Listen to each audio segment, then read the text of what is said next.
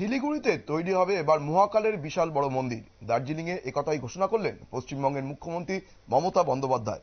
Richmond হিলে পায়ে হেঁটে পর্যটকদের সঙ্গে জনসংযোগও করেন মুখ্যমন্ত্রী মমতা বন্দ্যোপাধ্যায়। আমরা শুনে নেব ঠিক কি জানালেন মুখ্যমন্ত্রী মমতা বন্দ্যোপাধ্যায়। বয়োজ্যেষ্ঠ লোকেরা এবং যারা ফিজিক্যালি চ্যালেঞ্জ তারা যেতে পারে না, সেই জন্য অনেকের সাথে আমার কথা হয়েছে। এখানে ওরা গ্রিন কার্ডের অ্যারেঞ্জমেন্ট করছে, ইলেকট্রিক কার্ড, যেটা বয়োজ্যেষ্ঠ মানুষরা এবং ফিজিক্যালি চ্যালেঞ্জ যারা উপরে উঠতে পারে না তারা যাতে মহাকাল মন্দির দর্শন করতে পারে। আর তাছাড়া আমার একটা উদ্দেশ্য আছে, আমরা একটা জগন্নাথ ধাম করেছি দীঘায়, আমরা দুর্গা অঙ্গন করছি রাজারহাটে, সেটা গ্রাসরুট, সেটা ট্রাস্ট তৈরি হয়ে গেছে এবং ওটা জমিও পাওয়া গেছে, চিহ্নিত করা হয়েছে, ওটা এখন টেন্ডারে দেওয়া হয়েছে। আর আর্কিটেকচারটা আমি দেখে নিয়েছি।